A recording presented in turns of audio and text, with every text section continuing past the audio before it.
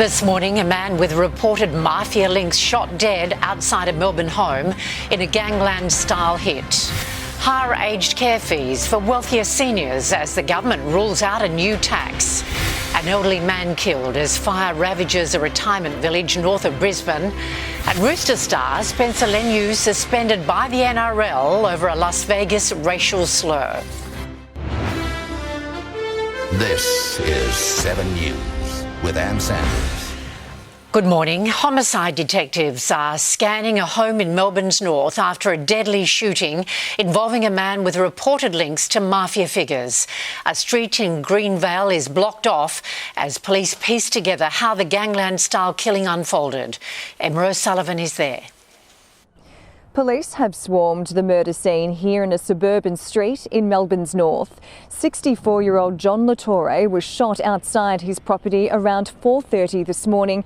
It's now being reported that he had links with Calabrian mafia figures. This morning, paramedics were called and tried to revive him, but he couldn't be saved. Grieving family members and associates have gathered at the end of the street. Many are being kept well back. Police have extended the crime scene this morning. A woman was seen wailing in distress outside the home. She left in an ambulance. So far, no one has been arrested. Wealthier seniors will face higher charges for aged care than poorer retirees if the government adopts the recommendations of its expert review. Live to Ben Downey in Canberra. Ben, good morning. Experts are saying the government has no choice but to implement these changes. Good morning, Anne. They say it's urgent, making the grim prediction that if more money isn't injected into aged care, the sector could die. It's because 3/4 of homes and facilities are currently losing money trying to provide adequate care to our elderly, and the costs are only going to increase, with the number of Australians over 80 expected to triple over the next 40 years. The government has already ruled out charging every taxpayer a levy or new tax to fund aged care, as it would be unfair on younger generations. Instead, it's now considering requiring wealthier seniors, like those with large superannuation balances or equity in their homes, to make a fair contribution to their residential care. Retirees of more modest means wouldn't be obligated to cough up money they don't have. The panel was chaired by Aged Care Minister Annika Wells, who is now in the odd position of considering her own recommendations. We are determined to set the aged care sector up for long-term success, to make sure that older Australians receive the high-quality care that they deserve, both in the years and decades to come.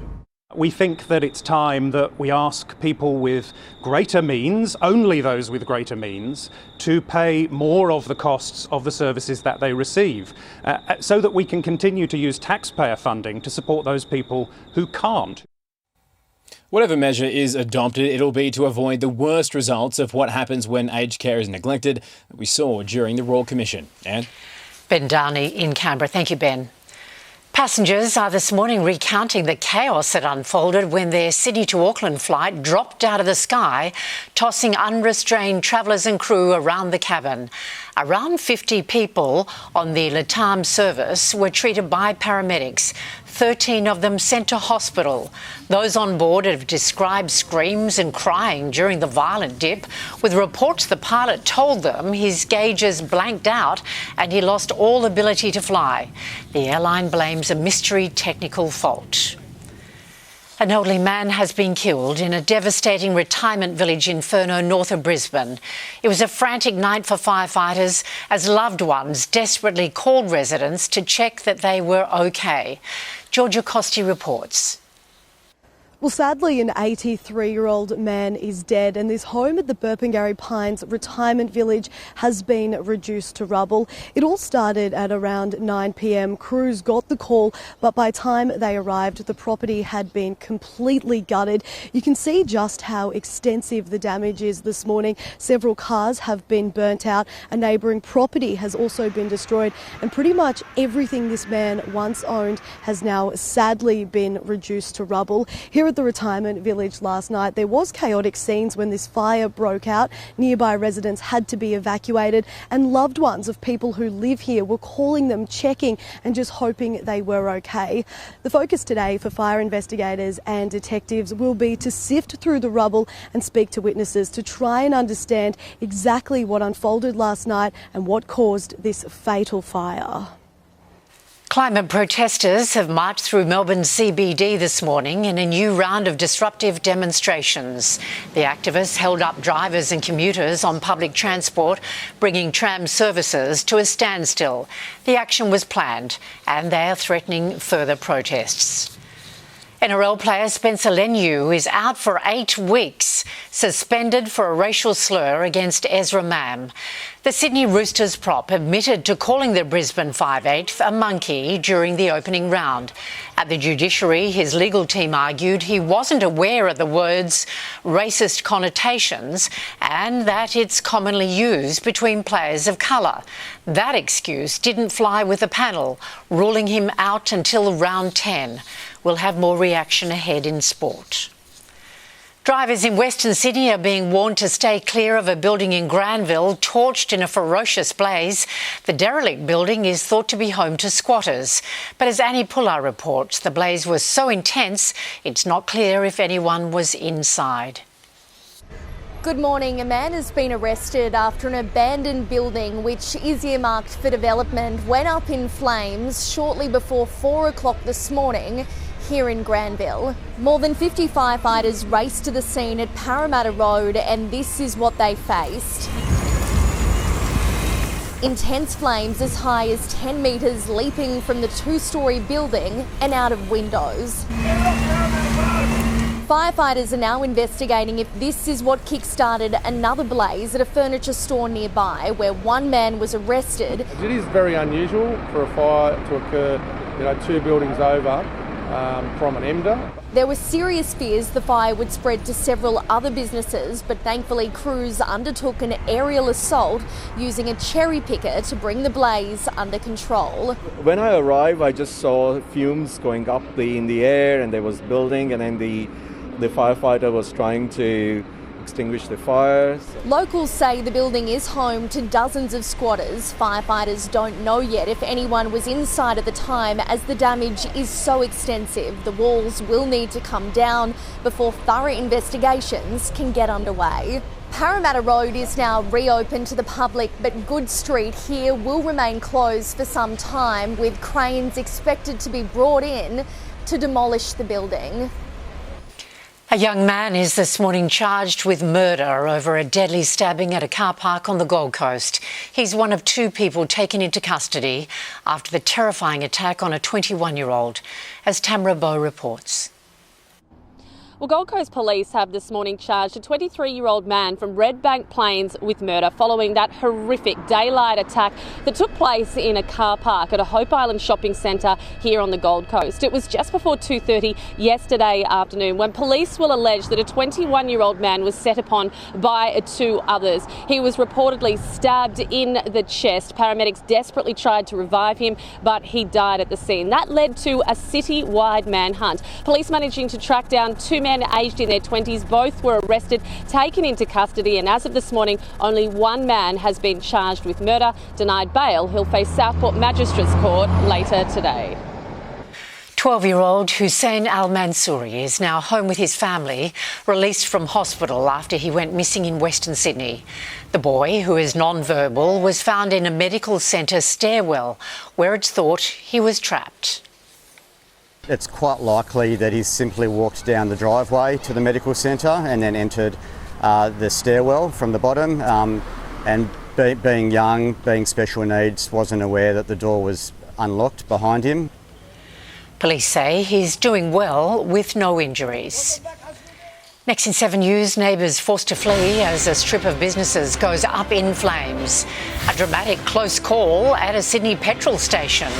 And Kensington Palace goes into damage control in the doctored photos scandal. Returning with breaking news, fire has broken out at a property in Sydney's inner west. These pictures taken just moments ago over Broughton Street in Concord, where plumes of white smoke are rising. We'll have more news as it comes to hand. There's been an incredibly close call in Sydney's southwest this morning. A truck rolled next to a service station, a shipping container on the back tipping over, just missing a petrol pump. The driver wasn't injured. Westbound traffic on Canterbury Road in Revesby was impacted, with lanes closed during the clean-up. A smoke warning remains in place in Melbourne's west after a strip of stores were badly damaged by fire. It started in a hardware shop in Sunshine West before spreading to businesses next door. Tyra Stowers reports. Well, fire has torn through multiple businesses here in Melbourne's outer west after what is believed to be a tobacco shop went up in flames earlier this morning. Just after 5 a.m, it's understood the fire started out the back near an alleyway. How it started, though, is unclear at this stage. The flames spread quickly to multiple neighbouring businesses, like the hardware store next door, which became fully alight and was unable to be saved. Around 70 firefighters were on scene with help from the aerial unit to battle the blaze. Residents have today told 7 News they woke to the smell of smoke before seeing a large red glow outside their doors. Just gone, oh my goodness, like, because locals are locals, so we've got a friend that owns a shop, friends in the area that run the shop, so it's more calling them going, you better get down and have a look, because we just don't know what's going on, so yeah, pretty scary. We're unsure of where the fire actually started. We'll have our fire investigators out here this morning to look at where it started and what the cause was. Now, the blaze isn't being treated as suspicious at this stage, but multiple uniformed officers and detectives are right now on scene trying to piece together exactly what happened. A man is in hospital this morning, injured when masked thugs armed with a gun broke into his home in Sydney southwest. The gang is right now on the run, escaping with a black Audi with fake number plates. Liam Tapper is across the latest. Well, police have spent the morning combing for evidence at a home here in southwest Sydney after what's being described as a terrifying home invasion overnight. It's understood that a large group of masked men broke into a home after they shot open the front fence. When they were inside, they allegedly assaulted a 42-year-old male, giving him a number of injuries before he was rushed to Liverpool Hospital. That group of men, they are believed to have stolen an amount of cash before fleeing in an Audi SUV. They make me very scary, like it's not safety like when I live in here. Because I'm just living in Australia like just around 2 years. Detectives and forensics have spent the morning speaking with both family members and residents, trying to determine what the motive of this targeted attack may have in fact been. The search for that black Audi SUV continues this morning, but what's going to make it more challenging for officers is the fact that the car had a set of stolen number plates on it, which means that they are searching far and wide across southwest Sydney for those men responsible. Fortunately, though, no one inside the home was hurt by the gunfire, just that 42-year-old man who was taken to hospital, but the manhunt across southwest Sydney continues for these people responsible for this terrifying home invasion. Checking finance now, the local market has risen in morning trade. The ASX 200 up 32 points.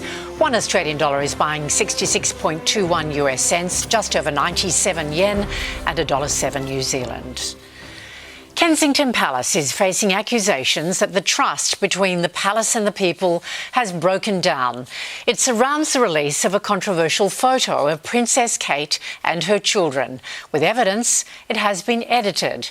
Hugh Whitfield has the details from London.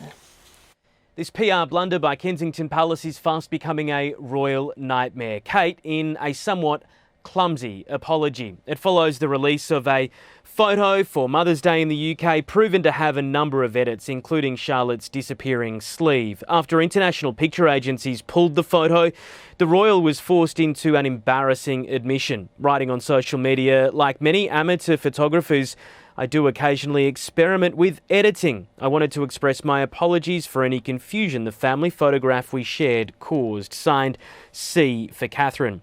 I think there's a great deal of sympathy for Kate. You know, she's still recovering from her abdominal surgery, but the questions must be raised with Kensington Palace about how there weren't more eyes on this picture. The Prince and Princess of Wales have been pictured together for the first time since Christmas Day, leaving Windsor. Now, at this very moment, they were caught by the paparazzi. They are looking in completely opposite directions.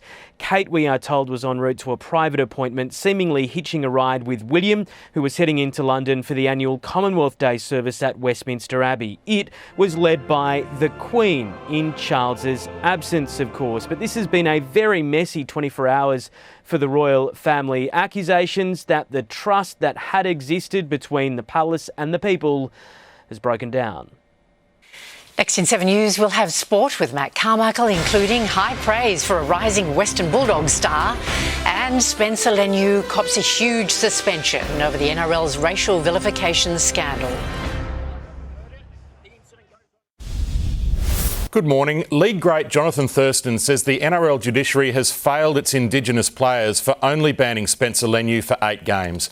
Leniu pleaded guilty and apologised for abusing Broncos 5'8" Ezra Mam.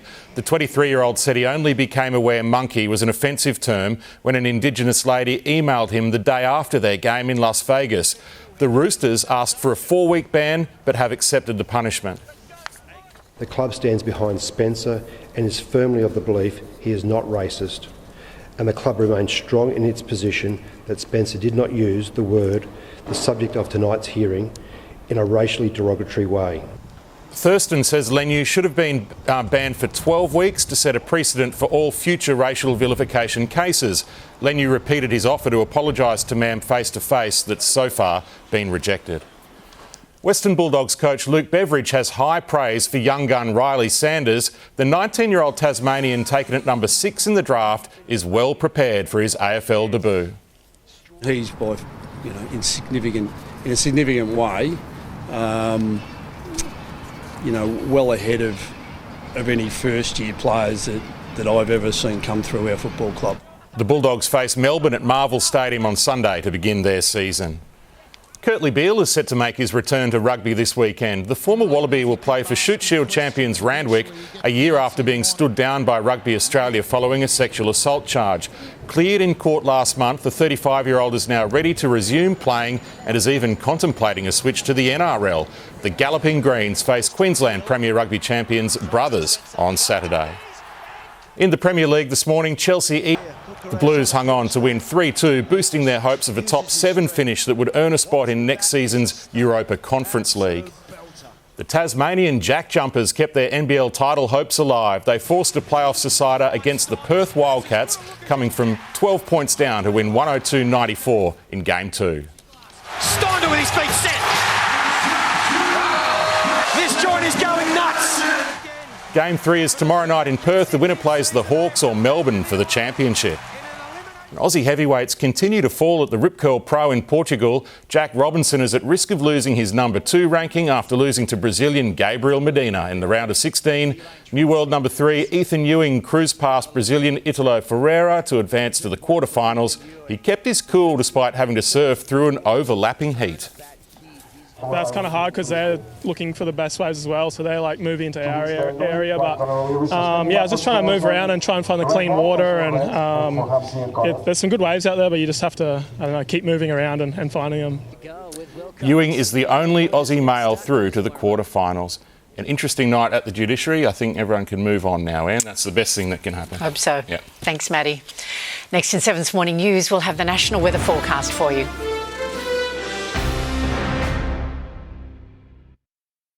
Living exclusive, rolling back the years and the prices. 50% off your favourite brands in a pioneering pop-up sale. Watch to find out where and when. Plus, the Sunrise Property Report. The suburb's looking at record profits and where you can still find a family bargain. Start with Sunrise tomorrow morning. Taking a look at the weather now, a monsoon and a low should maintain rain and storms across the north. Easterly winds will bring showers over eastern Queensland and northeast New South Wales. Showers over Tasmania and South Australia, hot and dry elsewhere. Around the capitals now, a possible shower in Brisbane, 30 degrees, sunny in Sydney and 31. Canberra mostly sunny, 33 today. An early cool change, then cloudy in Melbourne and 25. Hobart 20 degrees, partly cloudy in Adelaide, 34 today. Perth 31 degrees and cloudy. Showers in Darwin, a top of 30 degrees. And that is 7 News to now. We'll keep you up to date throughout the day. Our next major bulletin is at 4 p.m. I'm Ann Sanders. Thanks for your company. Have a lovely day.